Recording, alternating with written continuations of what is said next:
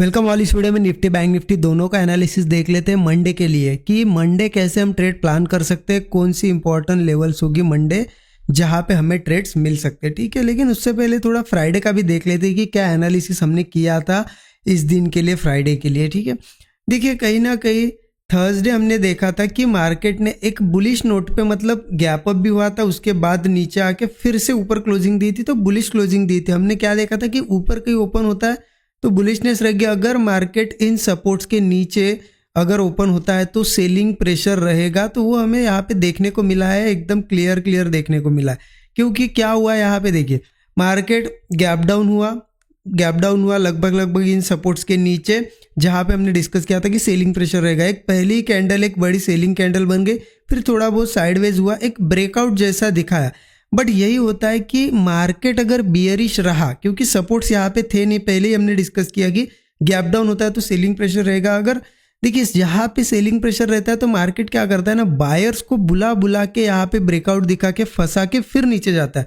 क्योंकि क्या होता है ना, अभी देखिए मार्केट में फ्राइडे के दिन एक मॉर्निंग में सेलिंग कैंडल बनी। ठीक है, ये सेलिंग कैंडल बनने के बाद लोग यहाँ पे फिर डायरेक्टली सेल नहीं करेंगे। क्यों नहीं करेंगे? क्योंकि एक डर बना रहता है कि और कितना गिरेगा। तो इस वजह से एक पहले बाइंग का यहाँ पे सिनेरियो बना के एक ब्रेकआउट क्रिएट किया गया, यहाँ पे बायर्स को बुलाया, और जैसे ब्रेकआउट फेल हुआ, देखिए क्योंकि मार्केट को नीचे जब जाना होता है दो ही चीज़ों से जाता है। हम हमेशा यही चीज़ें डिस्कस करते हैं कि पहले एक हाई बनाएगा, हाई ब्रेक नहीं हो पाएगा और एक ब्रेकडाउन देगा, तो ये एक सेटअप होता है। या फिर मार्केट एक ब्रेकआउट दिखाता है और ब्रेकआउट फेल करके फिर नीचे जाता है। ब्रेकआउट जब फेल होता है तो अब क्या हुआ, देखिए ब्रेकआउट आया, लोग कॉल में आ गए, और जैसे ये फेल हुआ तो यहाँ पे जिनके स्टॉप लॉस है उनके स्टॉप लॉस भी हिट हुए और नई सेलिंग की पोजीशन भी बन गई। तो इस वजह से सेलिंग मोमेंटम आया, बहुत अच्छा खासा एक मूव हमें देखने को मिला। आई होप आप सभी ने यहाँ पे ये ट्रेड भी प्लान किया होगा। जरूर कमेंट में बताइएगा आपने ये ट्रेड प्लान किया या नहीं किया। ठीक है, और वीडियो को अब तक लाइक नहीं किया तो जरूर लाइक कर दीजिए। अब देखते हैं कि मंडे कैसे ट्रेड प्लान करना है। देखिए उसके लिए क्या है ना, मैं आपको वीकली चार्ट भी थोड़ा सा दिखा देता हूँ, क्योंकि बड़े टाइम फ्रेम पे क्या चल रहा है पता होना बहुत ज़्यादा ज़रूरी है। निफ्टी का भी देखेंगे, बैंक निफ्टी का भी देखेंगे, क्योंकि आपको पता है अब बजट बहुत पास में है, बिल्कुल 1-2 हफ्ते में बजट यहाँ पे डिक्लेयर होने वाला है। तो बजट के पहले मार्केट अब कुछ ना कुछ तो करेगा, राइट। अभी देखिए क्योंकि मार्केट हम देख रहे हैं ये पूरा वीक जो गया पिछला, कहीं ना कहीं साइडवेज जोन में ही फंसा हुआ है। अब ये बजट के पहले हो सकता है प्री बजट की एक रैली दे दे, या फिर पूरा साइडवेज भी रहे। दोनों पॉसिबिलिटीज यहाँ पे बनी हुई है। सिर्फ एक चीज़ ध्यान रखना, अब 10-15 दिन जो भी बाकी है बजट में, यहाँ प्रीमियम बहुत ज़्यादा हाई होंगे, धीरे धीरे प्रीमियम बढ़ेंगे बजट डे तक, और उसके बाद जैसे ही बजट डिक्लेयर होगा प्रीमियम घटेंगे। तो ध्यान रखना, आप जो भी पोजीशन बना रहे हो, किस स्ट्राइक प्राइस पे बना रहे हो, कैसे प्रीमियम से, उसके हिसाब से स्टॉप लॉसेस वगैरह बराबर लगाना। ठीक है, क्योंकि ज़्यादा प्रीमियम रहेंगे तो एसएल भी बड़े बैठेंगे, छोटे एसएल लगाओगे तो बार बार हिट होगे। तो इन चीज़ों का ध्यान रखना। अब देखिए जैसा कि बैंक निफ्टी में देखा जाए तो वीकली चार्ट पहले बैंक निफ्टी का मैं दिखा देता हूँ, इसलिए वीकली बैंक निफ्टी का दिखा रहा हूँ क्योंकि बैंक निफ्टी में ये एक स्ट्रक्चर बना हुआ है। जैसे कि हमने पिछली बार भी देखा था, ये पिछले हफ्ते की एक यहाँ पे क्या हुआ है ना, ये अगर मैं लाइन मार्क करूँ ऐसी, ये 3-4 सालों से ये ट्रेंड लाइन फॉलो होती आ रही है और उसका ब्रेकडाउन हमें देखने को मिला है। और अच्छा खासा सेटअप बना के ऊपर हेड एंड शोल्डर बनाया था बैंक निफ्टी ने, और यहाँ पे ब्रेकडाउन दे दिया है। अब यहाँ पे करंट लेवल पे देखा जाए तो क्या कर सकते हैं। देखिए करंट लेवल पे देखा जाए ना कोई एक मतलब इस वीक की कैंडल ना कोई ऐसी बियरिश कैंडल बनी है, ना कोई बुलिश कैंडल बनी है। ये कैंडल बनी है पूरी की पूरी इनगल्फिंग। तो ध्यान रखना, कहीं ना कहीं मार्केट में मतलब डिसीजन नहीं है, इनडिसिसिव कैंडल है ये। तो अगले हफ्ते हो सकता है थोड़ा बहुत बुलिश मूव भी दिखाए, बियरिश दिखाए या साइडवेज भी हो, तो श्योर नहीं है। तो नई पोजीशन, न्यू पोजीशन किसी के मन में होगा कि मैं बनाता हूँ, तो मेरे हिसाब से तो यहाँ पे कुछ नहीं दिख रहा है। नई पोजिशनली मतलब स्विंग ट्रेड के लिए भी नहीं, पोजिशनल ट्रेड के लिए भी नहीं। जिनके पास ऑलरेडी है, यहाँ पे किसी ने पुट लेके रखे हैं, तो उनके स्टॉप लॉस के हिसाब से स्टॉप लॉस वगैरह मैनेज करना। अगर मार्केट नीचे जाता है तो टारगेट्स भी आपके लगा के रखना। ठीक है, तो बैंक निफ्टी में देखा जाए तो अभी ब्रेकडाउन तो आ गया है, बट इस वीक की कैंडल कोई ऐसा खास शो नहीं करी। और निफ्टी की भी अगर देखें ना, वीकली कैंडल देख लेते क्या शो कर रही है। निफ्टी की भी देखिए, बिल्कुल जहाँ वीकली ओपनिंग हुई है उसी के पास क्लोजिंग हुई है। मतलब ये पूरा वीक मार्केट साइडवेज रहा है, ये इनडिसिसिव कैंडल हमें बता रही है, राइट।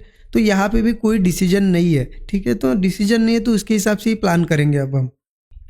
तो सीधे सीधे चलते 15 मिनट चार्ट पे जाते और देख लेते कि अब इंट्राडे के हिसाब से क्या प्लान करना है। देखिए जैसा कि देखा जाए ना, ये पूरा वीक यहाँ पे साइडवेज जैसा बिहेवियर रहा है मार्केट में, तो कहीं ना कहीं हो सकता है अगला वीक भी साइडवेज हो।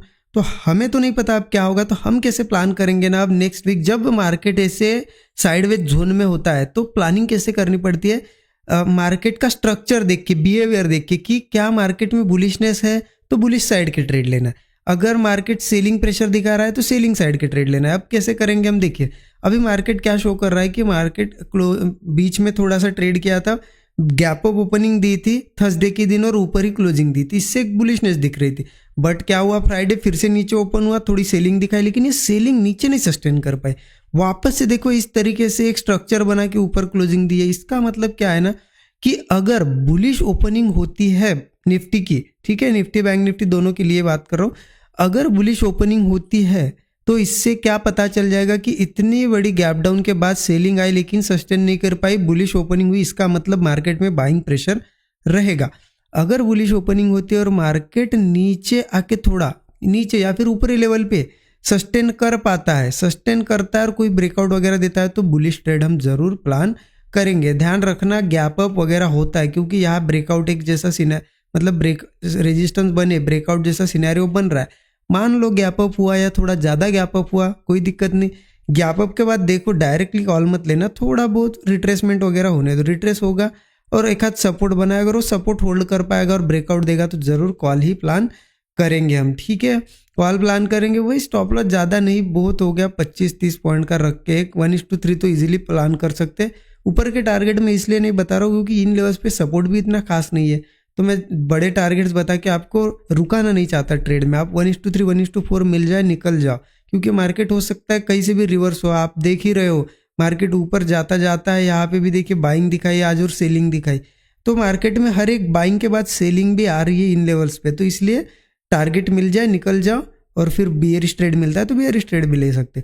हाँ, अब वही अगर सेंटिमेंट्स बियरिश रहते हैं, अब वो कैसे पता चलेगा, वो एक ही चीज़ से पता चल सकता है, मार्केट गैप अप ना होके गैप डाउन होगा या फिर फ्लैट ओपन होगा, या फिर मान लो छोटा मोटा गैप अप हुआ भी तो तेजी से पहले ही 2-3 कैंडल में गिरने लगेगा। 5 मिनट की 2-3 कैंडल है, पहली कैंडल में मतलब ऐसी सेलिंग दिखाएगा जैसे आज दिखाई, ठीक है। इससे क्या पता चलेगा कि नहीं सस्टेन नहीं कर रहा है। अब ये जब भी हमें पता चला कि हाँ सेंटिमेंट बियरिश है सेलिंग साइड के, तो मार्केट में हम ढूंढेंगे फिर बियरिश ट्रेड। मतलब अगर मार्केट होल्ड वगैरह कर जाए, ऐसा थोड़ा सा मान लो नीचे गैप डाउन हुआ है, यहाँ से भी गिरा, उसके बाद थोड़ा रिट्रेस करने के बाद होल्ड करके कोई ब्रेकडाउन दे दे तो हम पुट ट्राई करेंगे, क्योंकि फिर सपोर्ट कहाँ पे देखिए, एक तो यहाँ पे हमारा सपोर्ट था, उसी पे क्लोजिंग मिली है 23,200, इसलिए इसके नीचे नीचे रहेगा ना तो फिर लगभग 23,000 के आसपास का एक सपोर्ट हमें देखने को मिला। 23,020 पकड़ लीजिए, ठीक है। अगर ये भी सपोर्ट ब्रेक होता है तो फिर थोड़े दूर है सपोर्ट 22,680, फिर इसके बाद लगभग 300 पॉइंट के आसपास सपोर्ट है यहाँ पे, ठीक है। तो बड़े टारगेट्स हमें देखने को मिल सकते हैं। सिर्फ एक चीज़ ध्यान रखना, मार्केट भले बियरिश हो या बुलिश हो, कोई भी सपोर्ट रेजिस्टेंस उसका रिएक्शन दिखाता है। तो मार्केट गैप डाउन करके या फिर यहाँ से इन सपोर्ट्स पे आई, इस सपोर्ट पे आओ, चलो मान लो कुछ बड़ा गैप डाउन या कुछ हुआ, ठीक है, 23,000 के आसपास नीचे ही हुआ, यहाँ सस्टेन करके मार्केट एक नीचे गया तो एक पुट साइड का ट्रेड तो लेंगे ही, लेकिन जिस सपोर्ट पे आएगा, यहाँ पे इस सपोर्ट पे, इस सपोर्ट पे, तो यहाँ ब्रेकआउट वगैरह दिखता है तो कॉल भी ट्राई कर सकते। क्यों? क्योंकि मार्केट उसका रिएक्शन दिखाएगा तो लगभग एक मूव मिल जाता है 70-80 पॉइंट का, तो होगा क्या 25-30 पॉइंट के स्टॉप लॉस के साथ भी एक ट्रेड हम प्लान करेंगे, 1:3 1:2 इजीली हमें मिल जाएगा। तो सपोर्ट्स पे ध्यान रखना, थोड़ा कॉल साइड जा सकते हैं लेकिन सपोर्ट पे पुट साइड मत जाना, क्योंकि सपोर्ट पे क्या होता है, यहाँ पे देखिए, यहाँ पे सपोर्ट है, यहाँ ब्रेकडाउन दिखा, आपको लगेगा चलो गिर जाएगा तो हम पुट लेते हैं और सपोर्ट से रिवर्स होता है, इसलिए इसके आसपास पुट मत लेना, ठीक है। तो ये हो गया निफ्टी का एनालिसिस। बैंक निफ्टी का भी देख लेते हैं। तो बैंक निफ्टी का चार्ट ओपन कर दिया है। बैंक निफ्टी पे भी हम आ जाते हैं सीधा 15 मिनट चार्ट पे। बैंक निफ्टी भी देखा जाए ना कहीं दोनों साथ साथ ही चलेंगे, कोई अलग तो नहीं चलेंगे। तो बैंक निफ्टी में भी लगभग देखिए सपोर्ट लेवल है यहाँ पे 48,260 के आसपास एक सपोर्ट है यहाँ पे, ठीक है, 48,260, ठीक है। इसको ब्रेक करता है तो फिर 47,000 950 का एक सपोर्ट है, ठीक है। ये सपोर्ट्स इसलिए मार्क कर रहा हूँ, जब नीचे आएगा तो ये सपोर्ट हमें हेल्प करेंगे। और एक सपोर्ट है 46,840 का, ठीक है। अभी देखिए क्या है ना कि यहाँ पे भी हम वैसा ही सेंटिमेंट वाइज ही प्लान करेंगे, क्योंकि जब साइडवेज है मार्केट में क्लियरिटी तो है नहीं क्या नीचे जाएगा या ऊपर, तो सेंटिमेंट जो बताएंगे उस हिसाब से हम प्लान करेंगे। अगर गैप अप हो जाता है, ठीक है, क्योंकि आज भी देखिए फ्राइडे का दिन देखोगे आप, बैंक निफ्टी नीचे ही क्लोज हुआ है, उसके बाद भी गैप अप हो रहा है और सस्टेन कर अगर जा रहा है, मतलब मंडे के दिन सस्टेन करता है कोई ब्रेकआउट, तो ज़रूर कॉल हम प्लान करेंगे, क्योंकि स्टॉप लॉस 40-50 पॉइंट का रख के एक 1:3 का टारगेट तो इजीली प्लान कर सकते। सिर्फ ध्यान रखना गैप अप भी हुआ और मार्केट सस्टेन नीचे के साइड कर रहा है और ऊपर जा ही नहीं रहा है, ब्रेकडाउन दे रहा है, तो ऐसे में पुट ले सकते हैं, क्योंकि वहाँ पे सेंटिमेंट क्या हो गया फिर कि अब ये हाई नहीं बना रहा है और ब्रेकडाउन दे रहा है, दैट मीन्स कि मार्केट अब डाउन साइड के लिए रेडी है, तो ऐसा कर सकते हैं। और देखिए नीचे भी ओपन हुआ, मान लो ये 260 के नीचे ओपन हुआ या फिर चला गया 260 के नीचे, तो अभी सी चीज़ें पुट लेंगे, क्योंकि फिर नेक्स्ट सपोर्ट तक आएगा। लेकिन कैसे कि अगर ये होल्ड कर जाए इन लेवल्स के आसपास और ब्रेकडाउन दे, ठीक है, क्योंकि अगर नए हाइज बनाता जा रहा है ऊपर तो पुट मत लेना। थोड़ा सा क्या है ना, मार्केट में ये भी समझना होता है कि अब स्ट्रेंथ आ रही है, वीकनेस आ रही है, वो आपको ये स्ट्रक्चर देख के समझ में आया जाएगा। जैसे कि आज देखिए यहाँ पे सस्टेन करके नीचे ब्रेकडाउन दिया, दैट मीन्स कि अभी बेयरिश प्रेशर में आ गया, यहाँ सस्टेन करने की कोशिश की बट ऊपर नहीं जा पाया, नीचे आया, तो ये चीज़ें समझनी होती है, ठीक है।